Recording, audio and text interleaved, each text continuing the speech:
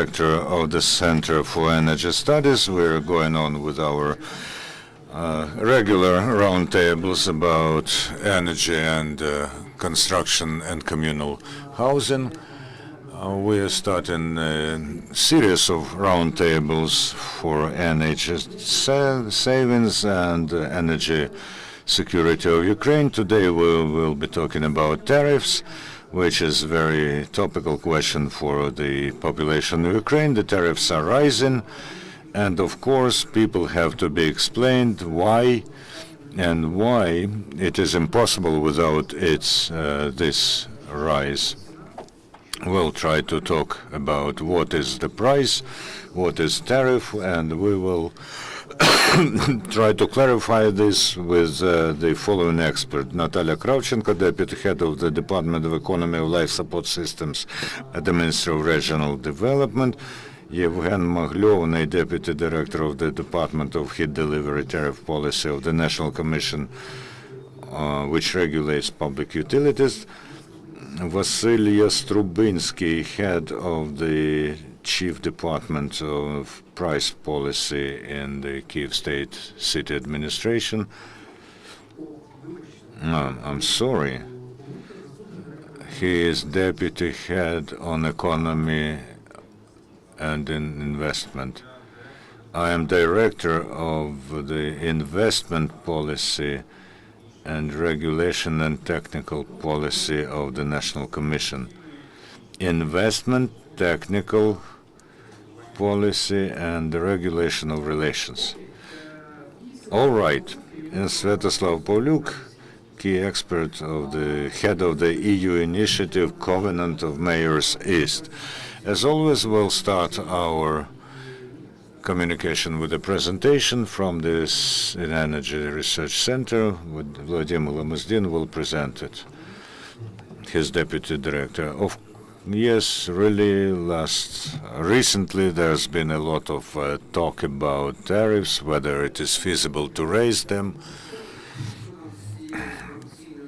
what happens to its corruption component, and how they are built. I'll try to tell you not about tariffs as such, but about the price, because the price for gas, energy, and heat energy is, first of all, a commodity, not a service, because the service is the delivery of this commodity to our homes. As every commodity, every category has its price. And from the point of view of common sense, from market economy, from anything that I come again to common sense, you have to pay for a commodity as much as it costs. You cannot pay less than it costs. I'll try to explain what the price for this commodity should be and why. I'll start with gas, because this price will affect the calculation of other prices. I'll tell you at once that the stance of our center is in that Ukraine cannot control the delivery of gas for everybody and for industry in the first turn. Ukraine or some reformed structure can be responsible for gas for the population and for heating. And I will proceed from this prerequisite in my further speech. So today, at the peak of the consumption of gas for the requirements of the population, which is individual heating and boilers, it's up to 18 billion cubic meters per year. Another 10 billion, well, 10.2 last year, is the consumption of gas for centralized heating. So together it's 28 billion cubic meters of gas. Out of those 28 billion, 20 billion is extracted in Ukraine, almost 21 billion last year. Up to 2 billion cubic meters were extracted in Crimea, but 20 is a realistic figure. So in order to cover fully those two requirements, we lack something like 8 billion cubic meters, and we will have to buy them abroad in Europe or Russia. This doesn't matter in this case. As for the forecasts, there's a lot of thoughts now, of ideas from market players about the so-called just price. We'll proceed from the figure $380 per 1,000 cubic meters. This is a normal forecast price. In order to calculate how much gas delivered to a customer costs just before it enters your homes, you have to add to the cost of extraction a certain transit component, and if we want to calculate to count everything in, it's something like another $20–30, and any company needs some profitability. I will use 10% of profit in my calculations. Not every investor would agree for such a rate, but let's just take 10%. So how much does the extraction of gas in Ukraine cost? According to the Ministry of Finance, they are saying something like 400 to 500 hryvnia per 1,000 cubic meters. All the market players and all the extractors of gas, starting from state to private companies, say that this figure is too low, and the minimum figure would be 700 to 800 hryvnia per 1,000 cubic meters, and the representatives of the sector say it's $130–150, and for newly drilled wells, it's $200 and even more per 1,000 cubic meters. So let's take the proportion: 20 billion cubic meters of gas of local extraction and 8 cubic meters that we will have to buy. So if we even take as a peg 800 hryvnia, then the end delivery price of gas in the mix for population has to be 2,400 hryvnia. And if we take the realistic price, it's going to be 3,200. And for newly drilled wells, it's going to be 3,700. And now the Naftogaz is promoting the idea of the price at 4,700 hryvnia per 1,000 cubic meter. And the lowest tariff is something like 1,100 hryvnia per 1,000 cubic meters, and it's and the highest is 4,000. And at the moment, there are very few people who consume gas at 4,000 hryvnia. They are paying a realistic price for gas. All the rest do not pay even a close price. This is about gas. The next question, the next issue is even more topical now. This is heat. We're talking here about centralized heating based on gas boilers entities, what we have most of all in Ukraine. Here you see the structure of the cost, how the generating companies give information on the cost.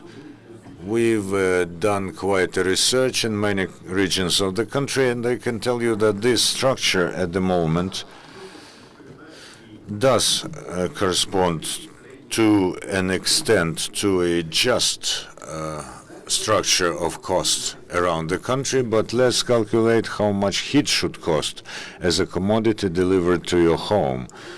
The fuel here, we have natural gas. It's been burnt in devices that have a certain quotient of useful efficiency quotient, and 90% here is an ideal case, but in many cases the efficiency quotient is 60 to 70%. But if we take 90% of efficiency, then how much does it cost to deliver this heat from the boiler to the home?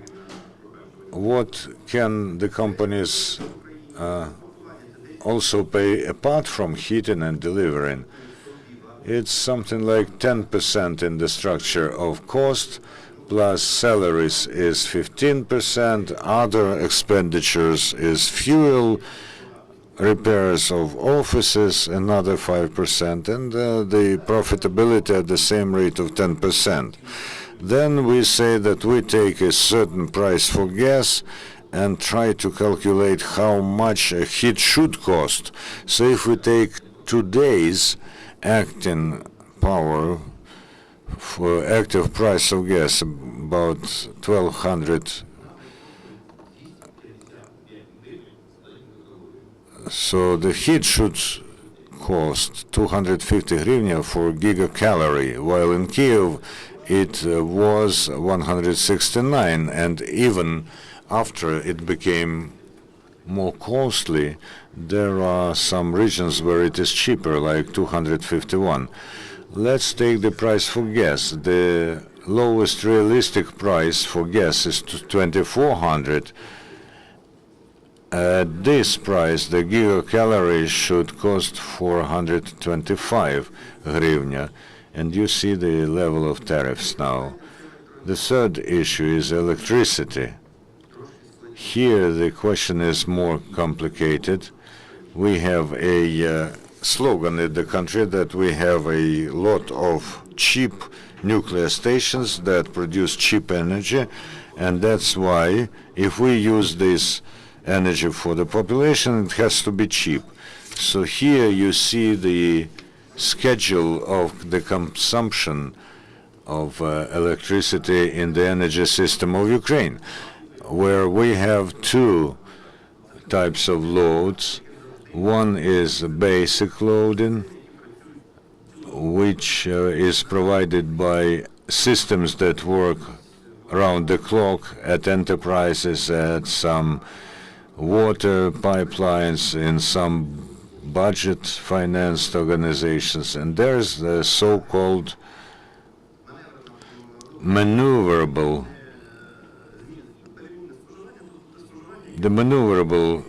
consumption, like when people wake up in the morning and start to switch on electricity, then they come back home in the evening and they consume even more energy, while in the night the consumption is low.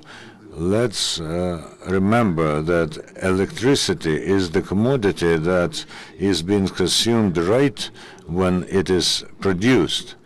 It doesn't lie anywhere in a basket waiting for someone to come back home. If it is produced, it should be consumed. Otherwise, the system won't work. And the population does not use any part of the nuclear-produced energy or by the heat energy centrals.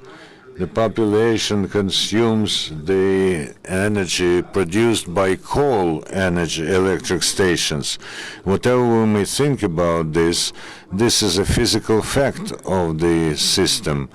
So in order to calculate how much electricity should cost for the population, we should take into account, first of all, heat electric stations. Here you can see the structures for heat electric stations, and 75% of the cost is the cost of fuel.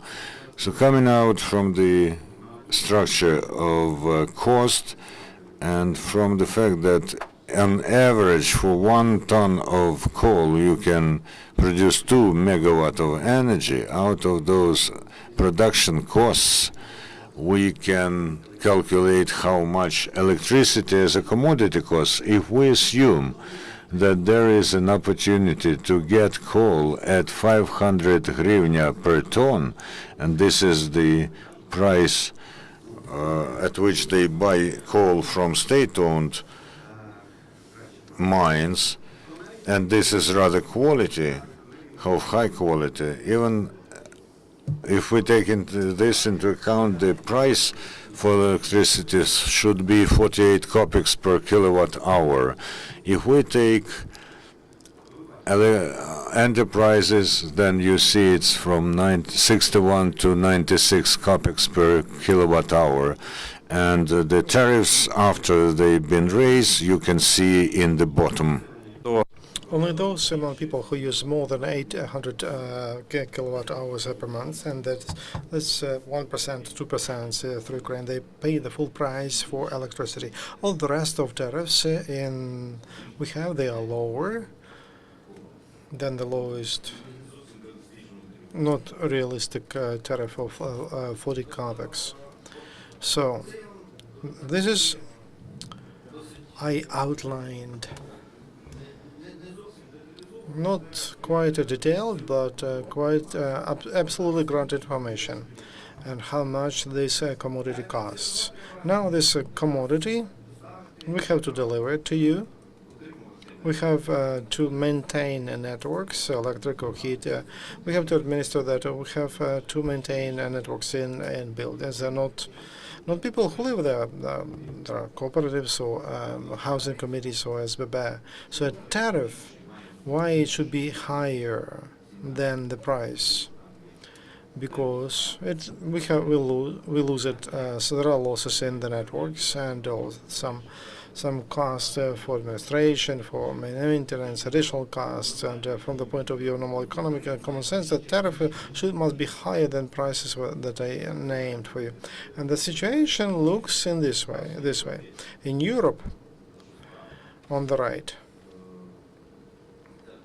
this blue column, that is a sell cost, and in red, that is a tariff. And then in Ukraine.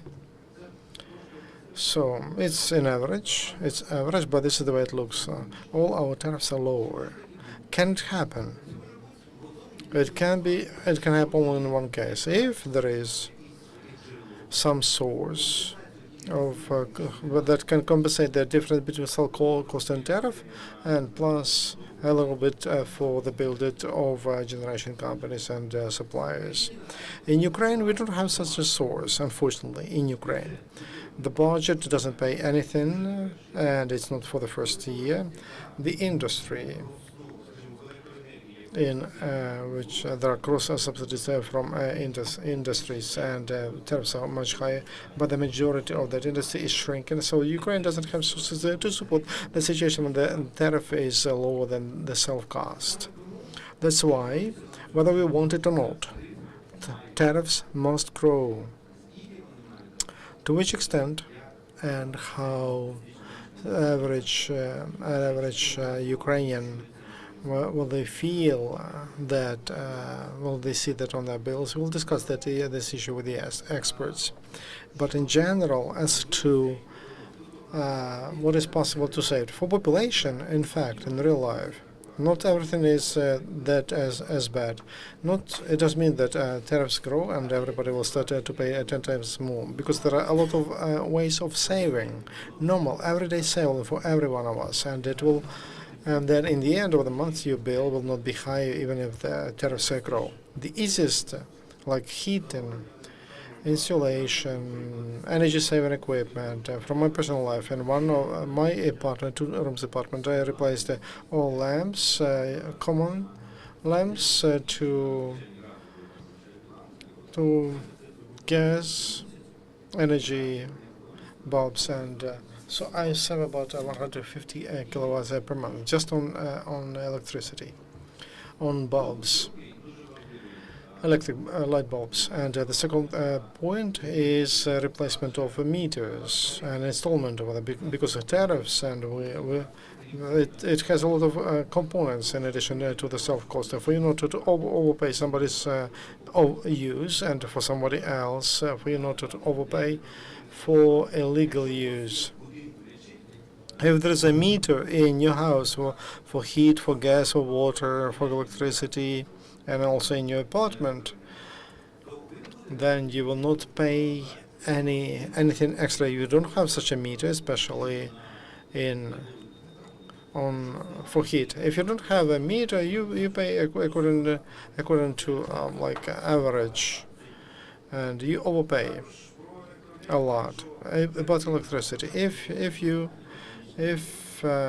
use calculations for night and day, you can also save on that.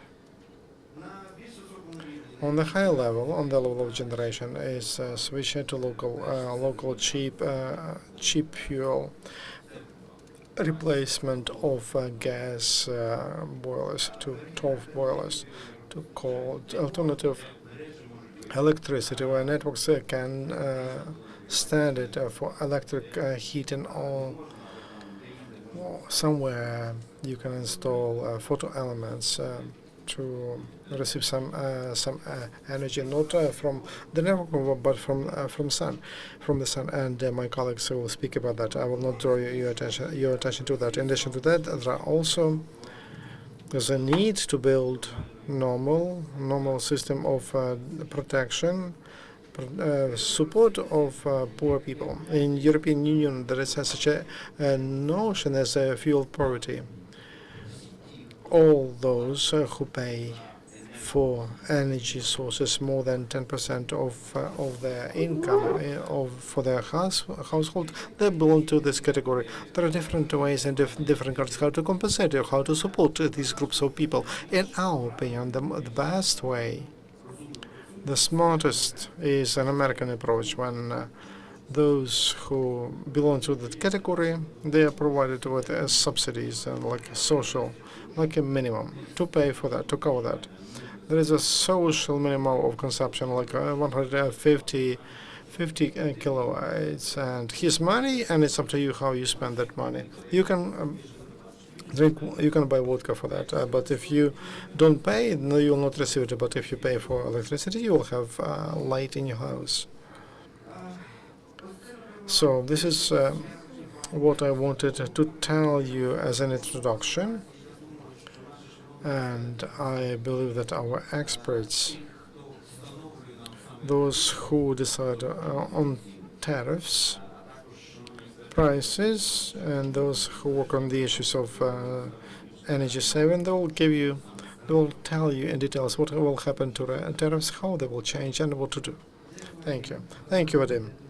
I believe that it was very good presentation for our colleagues, and I think that you will have a lot of questions afterwards. But now I would like to give the floor to a representative from the Ministry of Energy, and Nataliya Kravchenko. Thank you very much. The issue of reviewing tariffs is very important, but and it's not simple. Why it's not? Because it concerns every enterprise and every citizen of Ukraine. Reviewing tariffs for utilities, that's necessary because the change, the self-cost of has changed, and also tariffs were not reviewed. The previous speaker told that tariffs are not paid back, and it's true, because as a result of the previous year, tariffs for heat energy were reimbursed by 63%. If we speak about water supplies, so the level of reimbursement was on the level of 69%. We understand that a part of costs were not paid back, so the tariffs were not economically grounded or fair. This situation cannot have positive impact on functioning of enterprises, because it's about the economy of an enterprise and also the quality of services provided to people. As an example, I can tell you that we have more than 3 billion of losses in our industry. Of course, debtors' debts go. So to speak about economy, a balanced economy, it's very difficult to speak about that issue.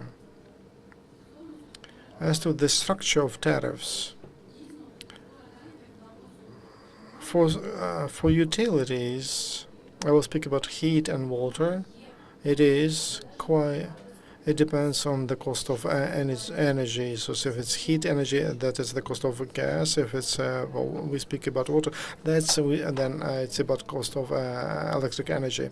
And average, I will give you average indexes of cost of heat supplies. It's 60%. It's not the structure according to our calculation. 60%, 61%.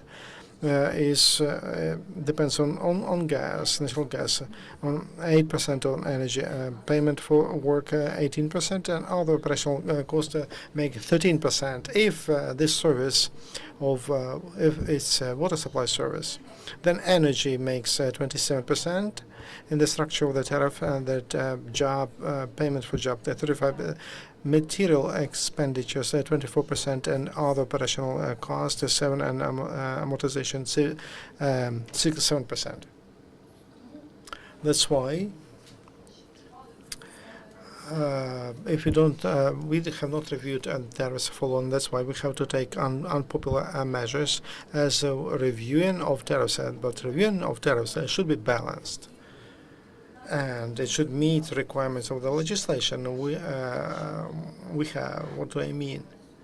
At present, the law defines the process of formation of tariffs and the procedure of informing consumers about the difference, change in tariffs. Then the regulation of the government approved the order of how to develop tariffs for heat, for water supplies, and main expenditures that can be included into the self-cost, and also expenditures that cannot be included into tariffs.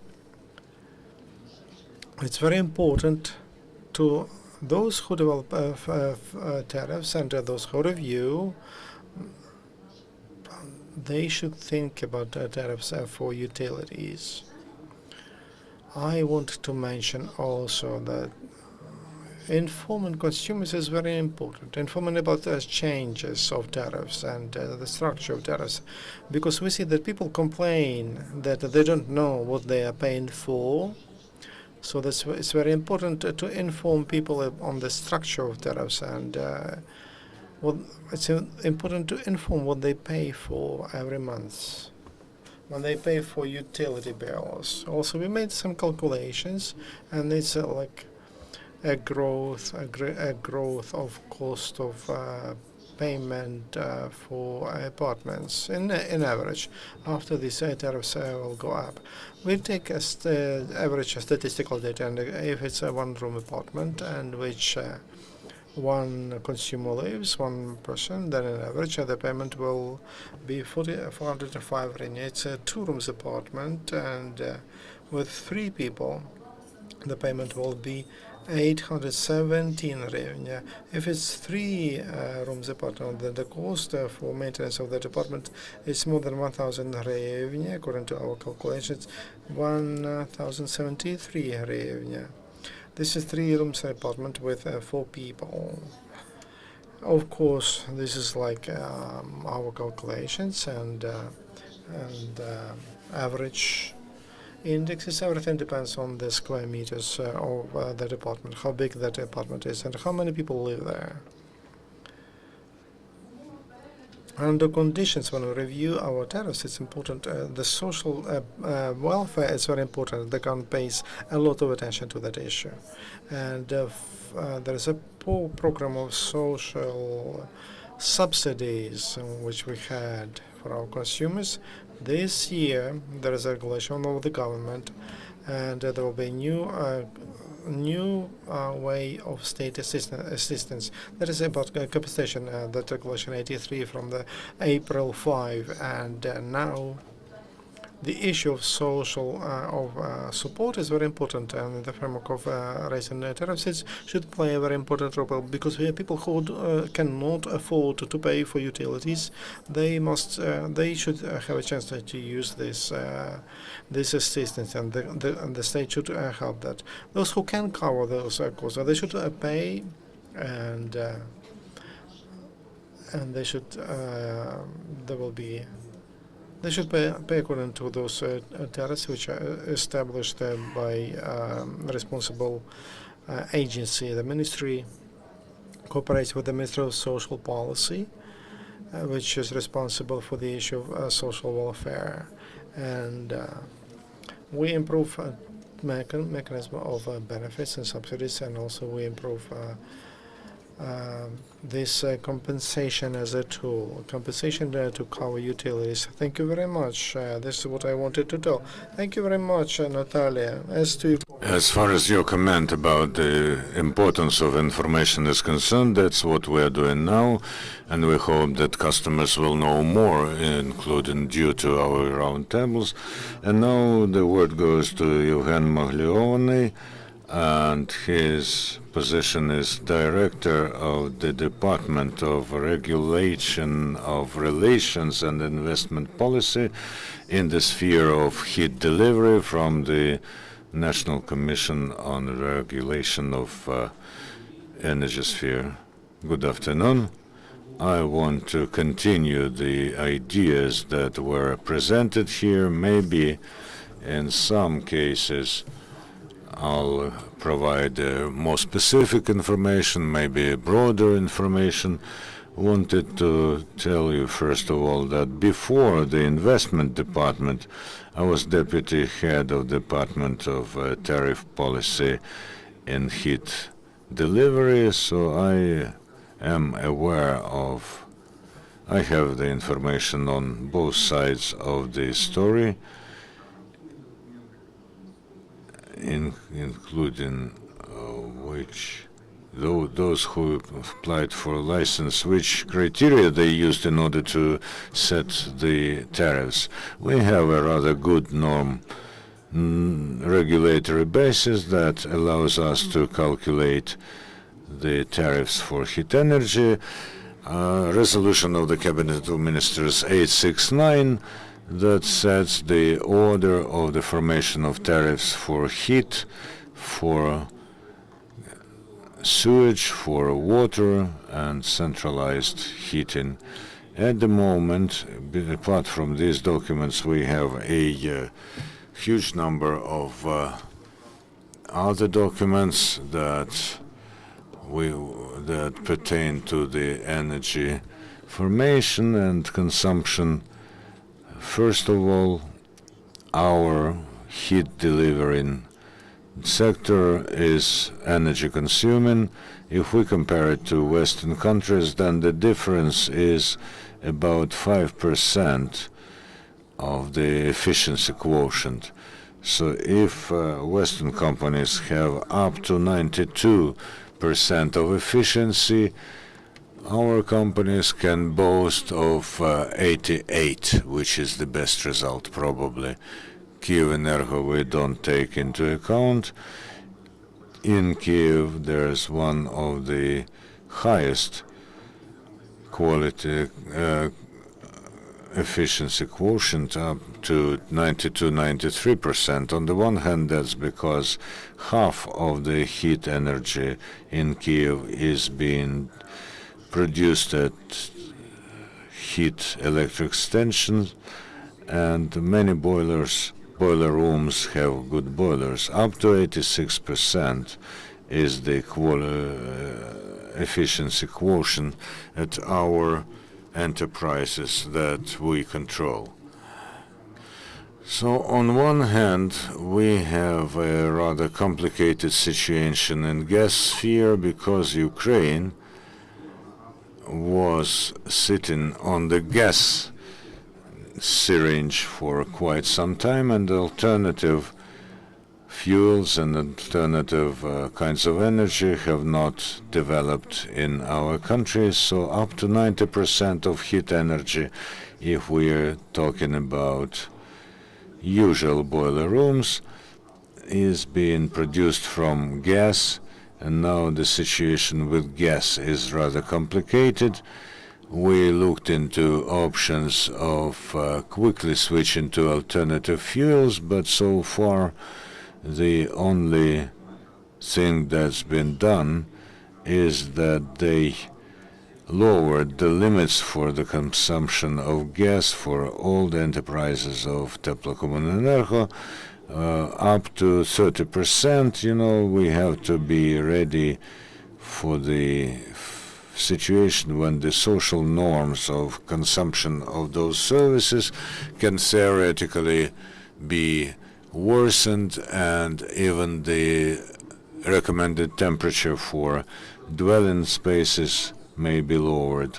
I'd also like to emphasize one detail which is rather important. At the moment, the cost of gas for average consumers and for those enterprises that produce heat for consumers is rather low. It is 1,191 hryvnia.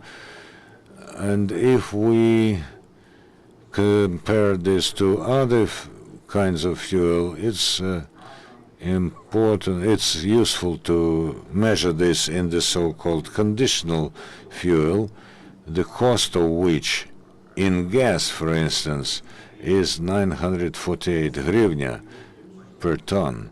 If we take coal at the price of 800 per ton, so the cost of coal could be up to 1,000 hryvnia, and we know that from coal it is now more expensive to produce electricity. We know that there are some enterprises in Donetsk that use coal, and the cost there, as a rule, is 20 to 30% higher for the population than at other enterprises that use gas.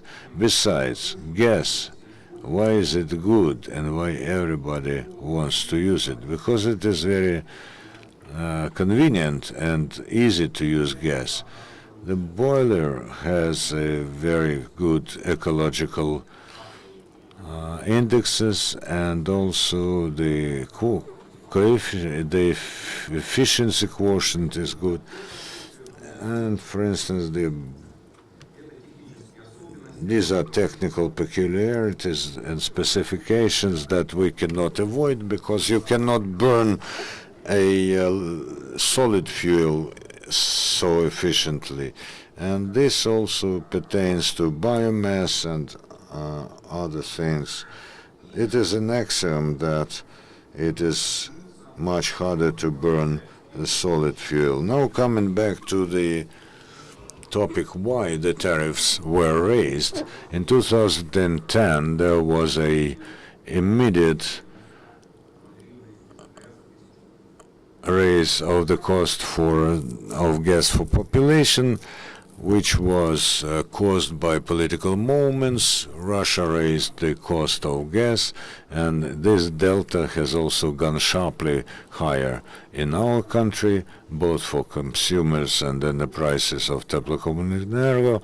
So proceeding from the higher price for gas, the tariffs have risen, and at the moment we at last have raised the tariffs for heat energy for everyone up to the economically grounded option. If the tariffs until the rise in them were up to 195 hryvnia for 1 gigacalorie, it went up to 220, and we got the loss on the sector because the tariffs should have gone up to 310, 320 hryvnia per gigacalorie, but the tariffs are still loss-making, and the difference in the tariffs according to the resolution of the Cabinet of Ministers, and the state budget were compensated by the heat delivery enterprises, and the difference was laid on Naftogaz. Whether it worked to the full capacity is another issue, but if we look upon the ideal state of the system, when there was a difference in tariffs and somehow it was being compensated for by Teplokомуненерго enterprises, but at the moment we had the demand from the International Monetary Fund that we should avoid donations, and the tariffs were raised until up to 320 hryvnia per 1 gigacalorie, and the lower tariff means losses, and the enterprises can just cease their activity because they won't be able to pay for gas and won't have an opportunity to buy gas. And this is why they won't be able to pay or to pay those. And coming out of this, the Commission decided to raise the tariffs by 40%, and the tariffs on average are 320 hryvnia per gigacalorie without VAT. This was just the first step, as treating the energy as a commodity produce for our licensees, and it concerns what is being delivered to your door, while what you do with this inside your home, it is also includes services, the services to deliver hot water and services to deliver heat.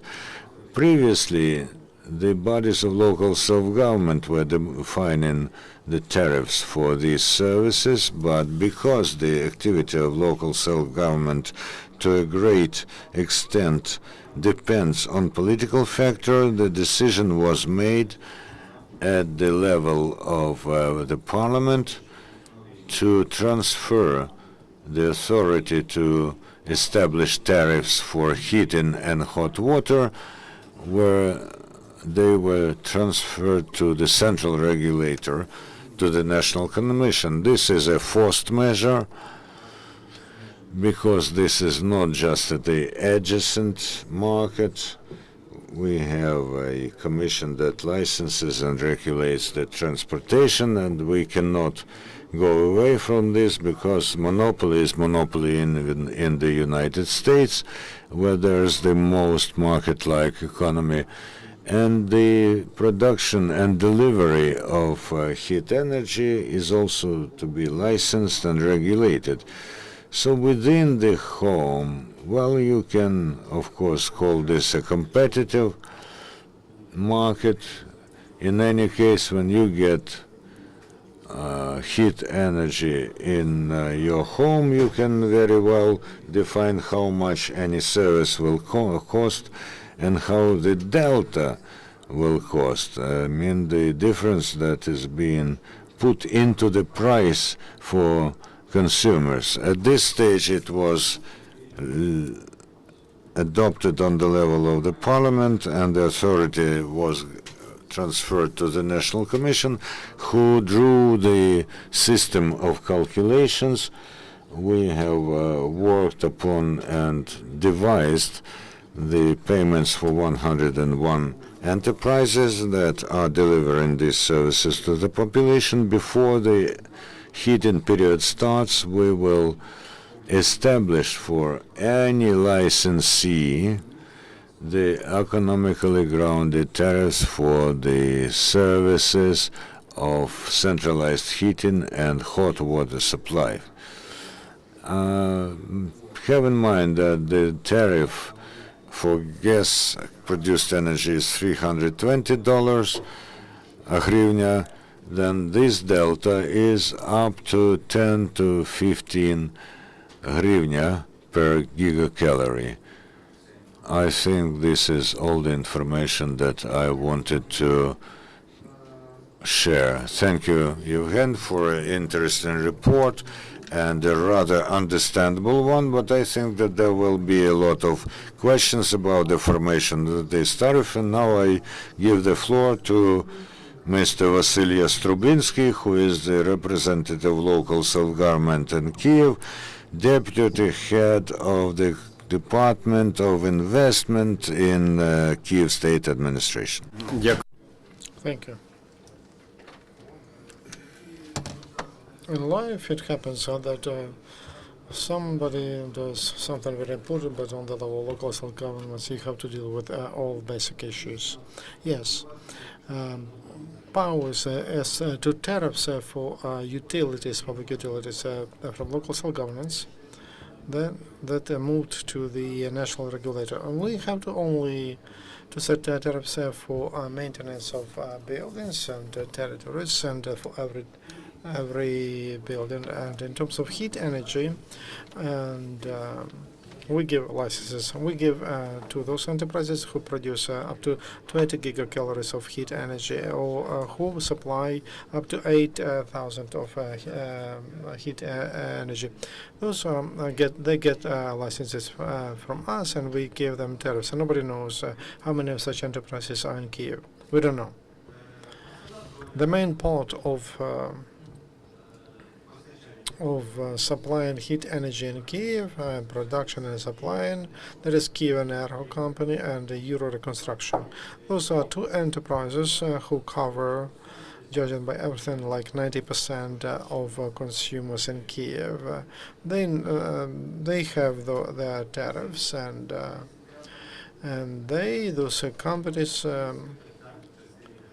There is no question to them as to tariffs. As to our those who receive license from us, normative documents are made in a way that license for heat supplies they have to take from every point where they produce that heat. And in Kyiv there are about 2,000 of such heat exchangers, so-called. Of course, we don't have staff to install to accept tariffs. So they will cover only a small amount of consumers, because usually they're not big boilers, and they serve for not big buildings. How we solve the situation, I don't know. I cannot tell you now, because we don't have, we cannot do it physically, and we cannot introduce tariffs, and also there is no legislation, which there is legislation, but it should be introduced to life. I wanted to underline the following: transferring functions, given functions on tariffs from local governments to the regulator has changed the order of deciding on who provides those services. So that's very important for residents.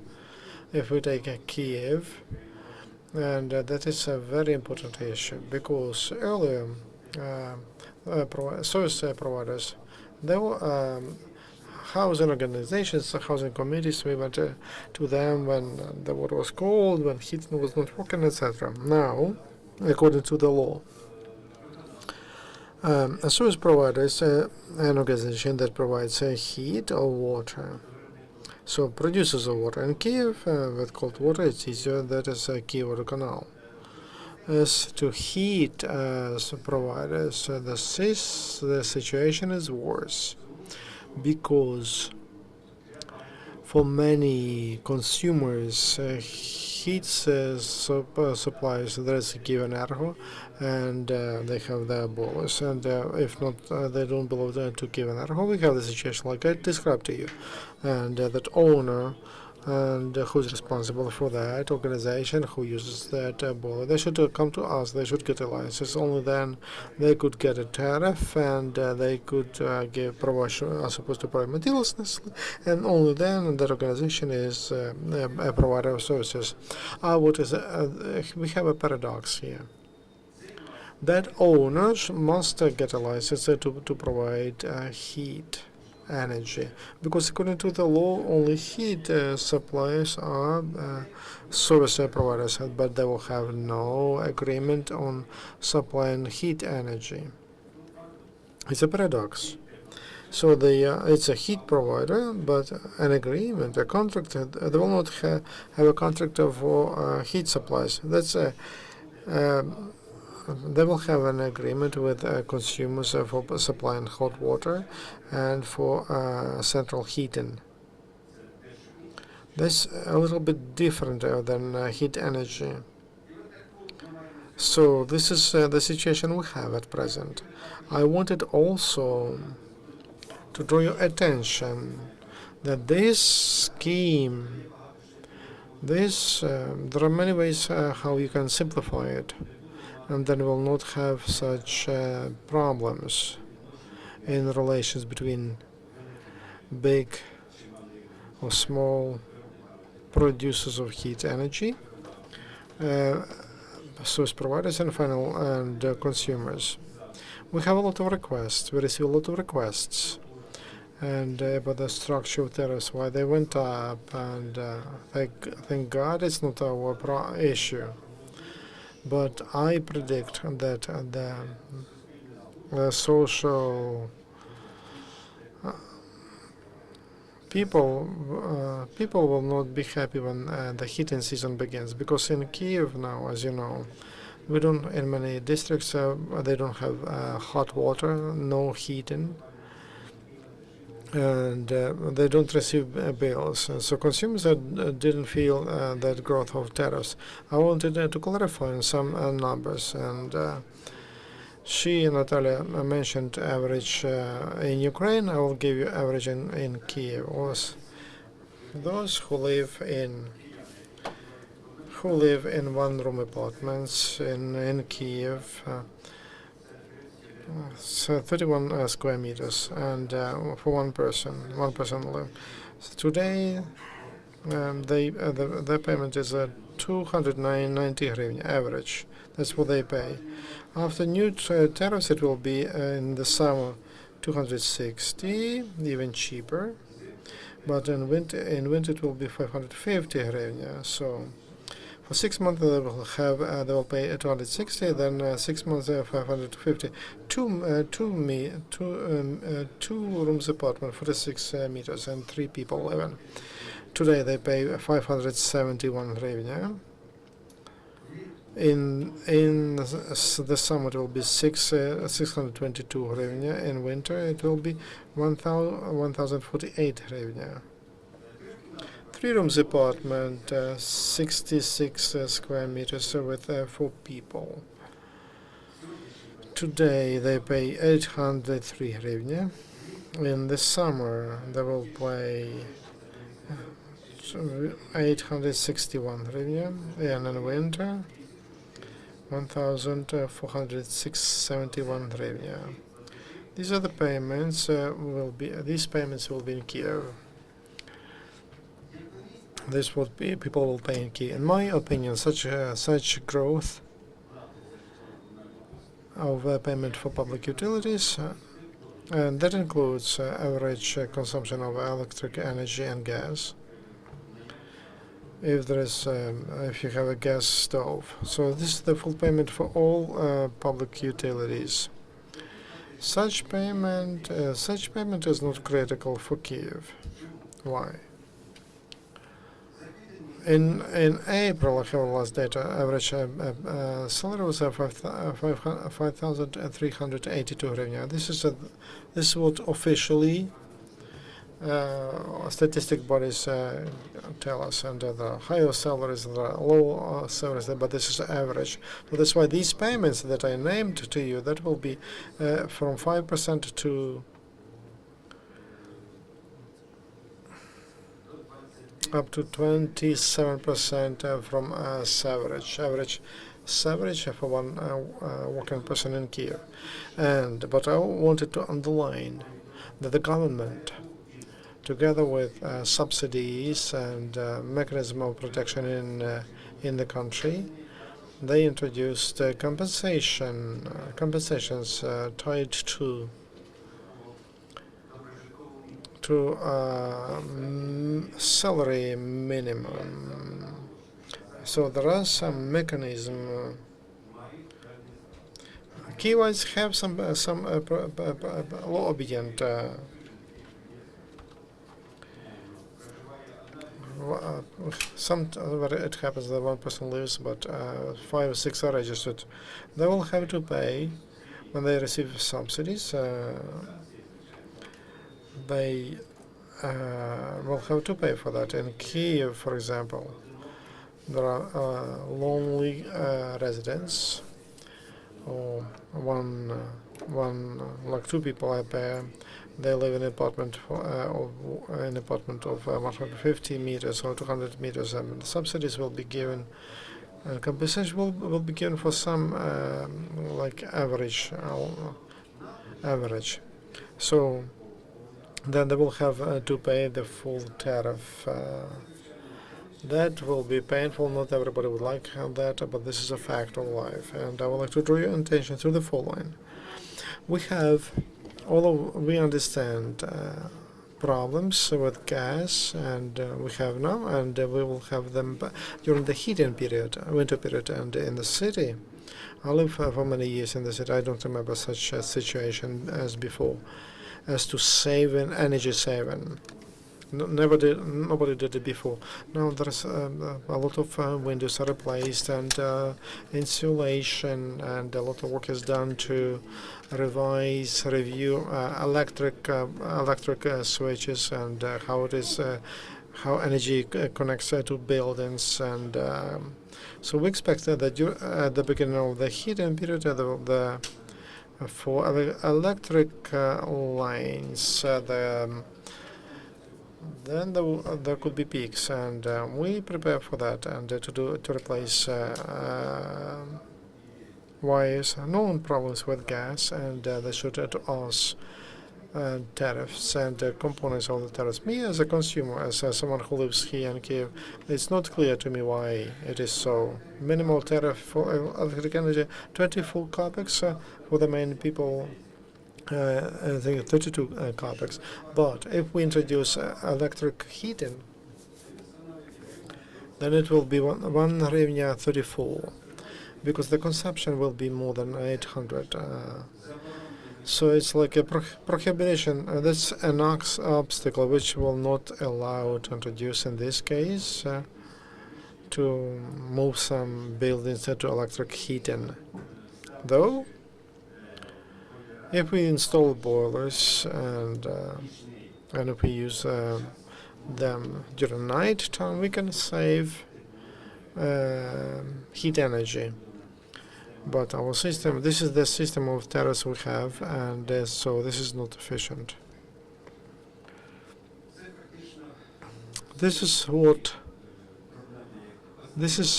are the main problems we have in Kyiv, and I believe they are quite common for the whole Ukraine. And this is what all the information I wanted to give to you, and I will be happy to answer your questions. Thank you very much. You know about the compensation. There is for 21 square meters plus 10 for apartment, 10 meters and a half. That's a subsidy. All the rest is you have to pay for that on your own. Okay.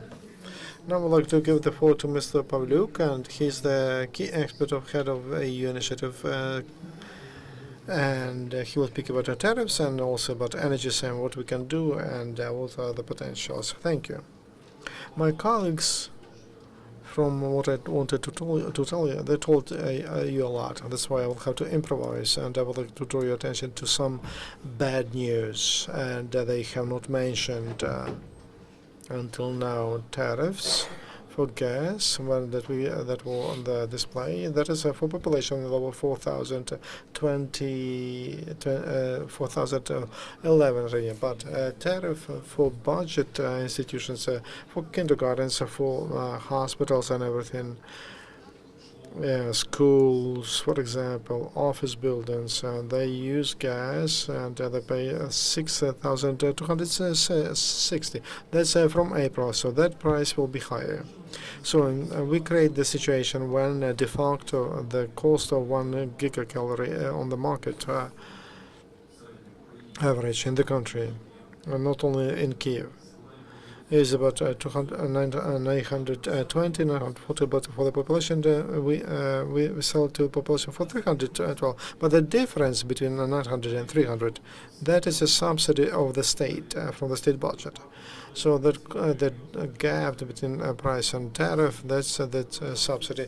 If we look at money to where the government will spend for that gas, and we buy for 500 gas from Russia and sell to people for 100 only for this year. This year, Naftogaz of Ukraine should get about 103 billion hryvnia. That's a fourth of the national budget of Ukraine. So we, as a country, we force the state company to buy very expensive cars. For example, we buy Bentley abroad, and we force the state company to sell it for the price of Zhiguli and to cover the rest from the state budget. The logic of subsidies is such that we subsidize not people, not consumers, but we subsidize producers. So subsidies go to producers, to sellers, to traders. So we kill in the consumers any motivation to save. Because if you save heat on the level of your building, then you save, and it comes out from the calculation that you will save, like for example, some, and de facto you save it from 900, though you think it's 300. If the state is honest, that you would have to receive, you would save that from those 900. So if the state provides that money as a subsidy to traders of energy, not to the population, then people will have. They will not have money to insulate their buildings. One more problem: the number of meters from Portugal to from the UK to Kyrgyzstan. I visit those countries. There are two countries without 100% of meters of heat and water. Turkmenistan, there is one country. I was there in February, and gas cost $4 for 1,000 square meters. And Ukraine, when gas cost 100 times more. And these two countries don't have meters. They have in Belarus and Moldova and Kazakhstan, Moldova and Georgia, everywhere. They have meters. We don't have. So that's the issue number one, and that is a count. And when colleagues speak about the cost of heat for a square meter, it's like measuring, roughly speaking, the cost of your phone bill to a mobile operator, to the number, if you relate it to the number of armchairs in your apartment. If we don't have 100 of accounting with meters how much heat, electricity, water you consume, all of that will be just trying to grow up in this with your finger in the sky. So we need to have account all the resources completely, 100%. Without that, we will not move on. We will not be able to calculate saving effect if you don't have meters. So you don't know how much you pay and how much you consume. And the next point, regulation. Tools of regulation of the consumption on how you can that tool thermostat or something, and double system, or there should be a chance to regulate heat, not through opening a window when in October when it's plus 15 and you have plus 30 in your room, and we start opening windows. And so installment of some such regulators, that's number two, and that's a big problem in Ukraine. The issue number three, if we speak about saving energy resources, discussion about the tariffs is not productive. You as consumers, you never influence on the cost of apples, on the price of benzene, on the price of phone conversations. So you don't influence on the cost of products you buy. You influence on the bill, and depending on how much you spend, use, eat, etc. So the only way to influence on your bill, on the bill you receive for heat, that is insulate your building and consume less. There is no other solution. For us to understand the task our country is facing, the basic sign of energy efficiency in the world is the amount of energy you need to heat a square meter a year for comfortable life. So an average in Ukraine is that there is a 260 or 265 kilowatt per square meter a year. In EU, that is between 90 and 120. According to new decisions they passed by 2030, they will reduce to 40 kilowatts, and by 2050 down to 15 kilowatt per square meters. Our buildings consume 3 times more of heat than they are supposed to. With the same price for gas in Ukraine and gas in EU, our bills cannot be smaller. And that is an objective reality. We must learn how to save energy sources. And it's very important to look at the experience of western regions of Ukraine. They had programs saving on generation, transportation, and consumption of energy. And according to the data I saw from Naftogaz of Ukraine, they reduce by 14% every year in western regions of Ukraine. There is Zolochev, and they don't consume gas at all. We see 38 boilers in one from Kyiv, and they moved to local sources of local fuels, and we see how they provide small loans to insulate their buildings, and that is done by Lviv Oblast administration. And the only way for us to pay less is to consume less. And the only way practically to insulate your home, well, I have another bad news. The state is not giving you money for this. Forget this. There is no state finance, and there hasn't been, and there won't be. Same as the sun rises and sun sets. We do not even influence this process, which in the country needs something like 800 billion hryvnia, and this is before the crisis has started and the hard currency leapt. All the countries were exiting this situation at the expense of the existence of cheap bank loans in order to insulate houses. We don't have these mechanisms in Ukraine now, except for the Lviv region, where they do this in cooperation with the international financial structures. They compensate a rate, part of the rate for the loan for insulation. We have to understand that the condominium owners are the only legitimate owners who can go and take a loan and try to begin installation of the house. We also want the government to transfer the donation and financial support from the producers to consumers. As practice shows, there's economy up to 70% is reachable, achievable. I can tell you that if an owner was paying 100 hryvnia for consumption of energy before, he will pay only 30, and 70 will turn for repaying the bank loan. And this does not need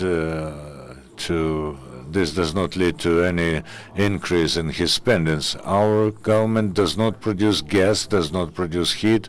It doesn't even produce money. It just uses our money, and they want very much to use this money where it gives the best effect, and not become a donation for Gazprom. To my speech, I would like to thank Russia, thank Mr. Putin, because they created the situation which made us look at ourselves in the mirror and try to think. I think that this winter is not going to be the worst. The worst is going to be the winter after this, but it makes us to think how to use the gas that we produce and to be satisfied with this. We don't need any other gas. Poland, for instance, uses only 15 billion cubic meters of gas. Of course, they have less population, but still we can use their example and live at the cost of our own gas. Just a small, brief comment on what Svyatoslav said. If the state does not provide money for insulation of your house, then don't get offended, because this dwelling is your dwelling. If you expect money from the state, then give this your dwelling to the state. You should take care or give away your dwelling to the state.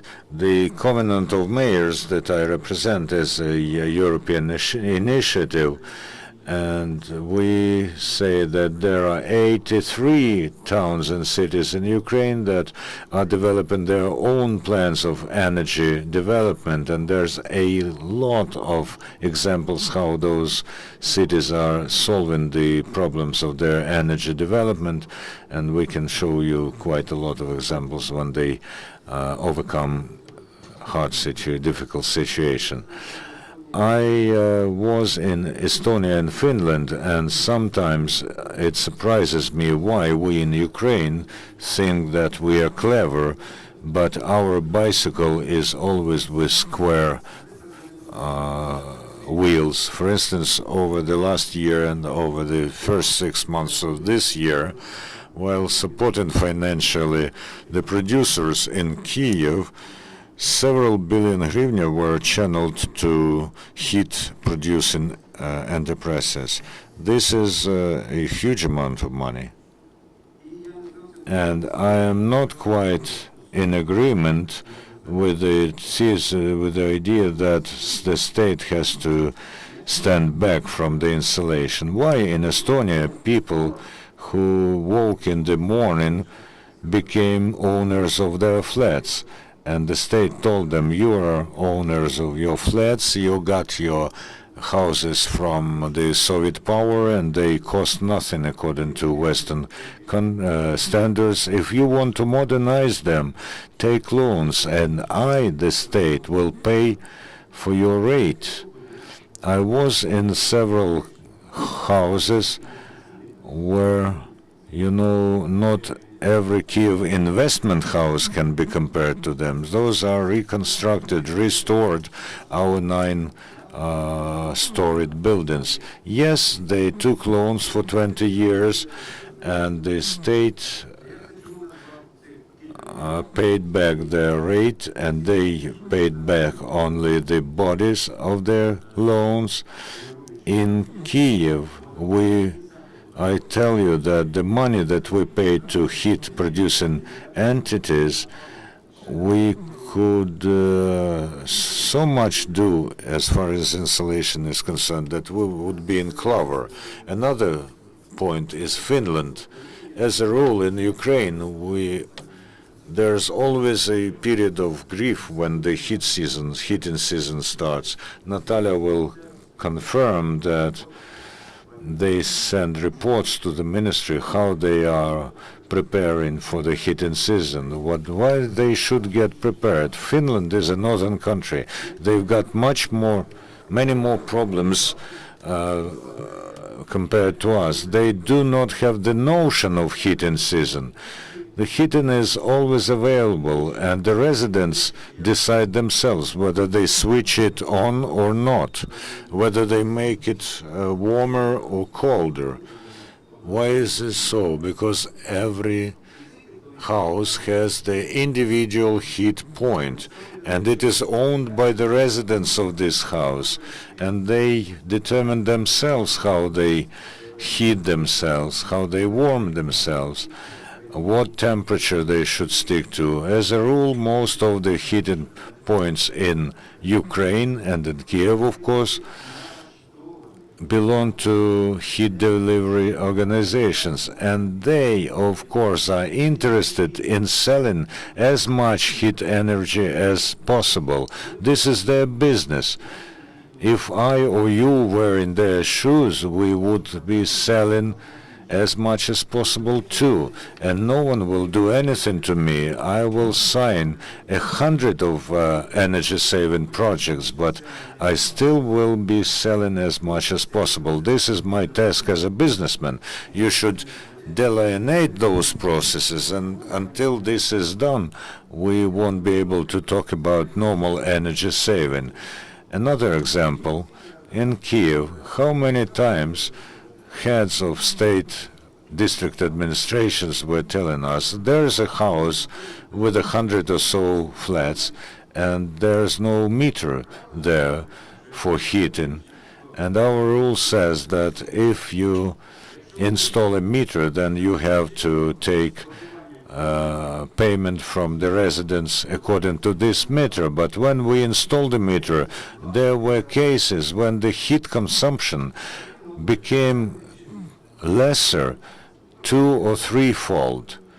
Okay, we find some money and we install a meter, and the residents are still paying according to high tariffs until this difference between real and recommended consumption is covered for by the cost of the meter. Within a year, everything falls into its places. So the meter is a rather powerful means of saving energy.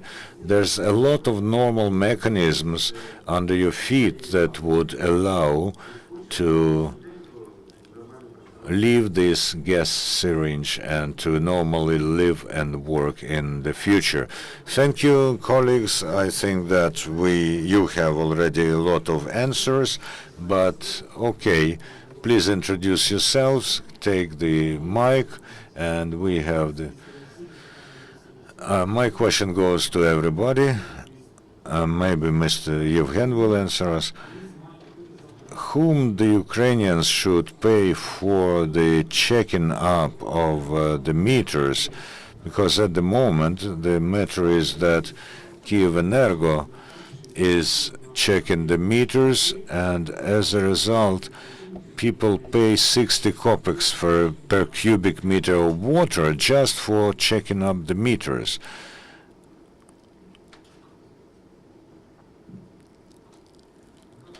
At the moment, there is a legal collision. We have to recognize this. It is there, and the way out, the Commission, after a well-weighed analysis, found only in the way that the checking of the examination of meters should be included into the cost of the service for the delivery of hot water. First of all, we have the law on metrology, according to which the examination of meters is done at the expense of delivery organizations. But in the sphere of gas and electricity delivery, this principle and this scheme is acting at the moment, and only in the water delivery we have another system. I'll tell you about this in more detail, of course. Then Article 48 of the law on metrology says that the consumer pays, that this payment is done not without payment, but at the expense of a consumer within the tariff for heating. This is the way we can interpret those two articles. Then we have Resolution 630 of the Cabinet of Ministers that defines the order of payment for the services of central heating and hot and cold water delivery. It says very clearly who and at the expense of whom these payments should be made for periodical examination of meters at the expense of the executors of services of centralized heating and cold and hot water delivery. Then we have Resolution 869, where the system is broken somehow, which says that the examination of meters is within the rent. The centralized heating meter and the water meters is included into the rent. This situation, artificially created or not, but it is there. The National Commission, understanding all this, has suggested to introduce amendments to Resolution 869, and the draft of those amendments is now going through agreement between different departments and will be very soon tabled at the sitting of the government committee, so that we remove this collision that there is at the moment. And to be more specific, the issue, if we analyze this issue, then practically in every town and city of Ukraine, in reality, it was the citizens who were paying for the examination of meters. And this collision, there was a number of court cases about whether those meters should be switched on or off, and the citizens were facing this problem all alone. You should not fear that someone will pay more, because within the composition of the rent, even in Kyiv, the size of this payment for the examination of meters was not established. It was not saying that Kyivans should pay 120 hryvnia for the examination of 1 meter, or 180 or 200 as in Kharkiv, where they have defined this price, and the residents were paying this separately. So at the moment, while we have in the tariff for the delivery of hot water these expenses, all the providers who would not examine those meters at the expense of the money already amassed in the tariff, and those people who have already examined their meters will have the right to check up them next time in 3 or 4 years, when a hot water delivery organization will come and do this examination at the expense of the money already amassed in the tariff. I think that this is a populist thing to say that someone is paying more for this, saying that the Commission does not provide. We have 1 minute or so. If this is very important, please comment. If not, as far as the meters that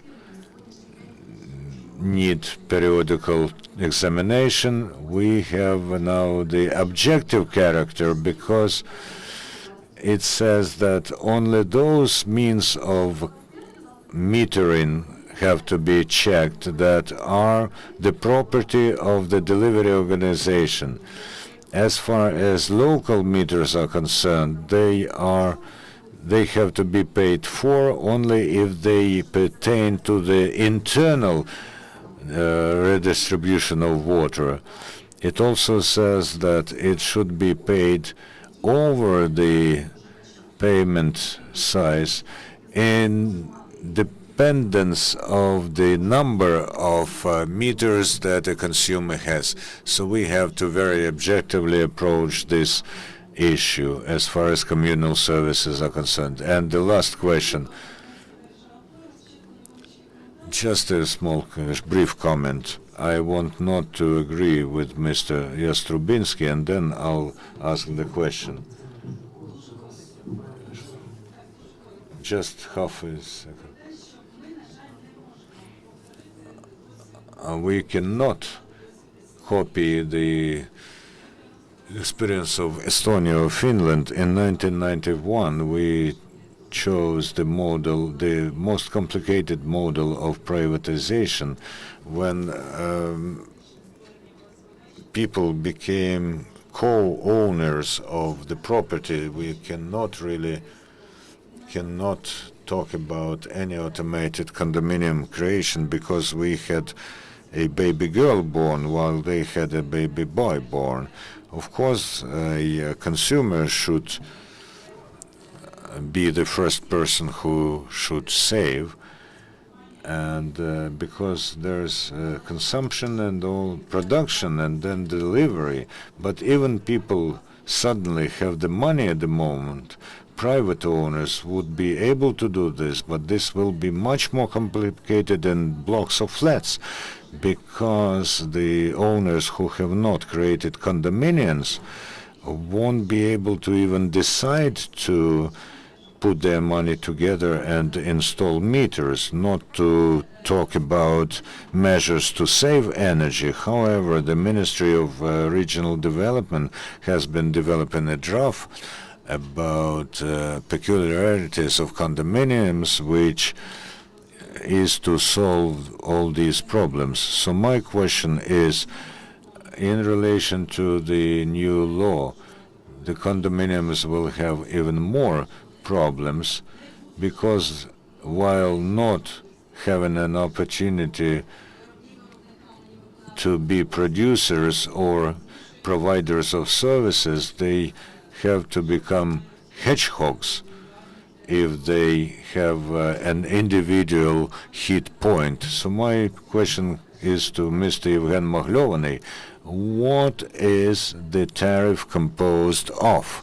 We know that the heat tariff is composed of three parts: production, delivery, and consumption.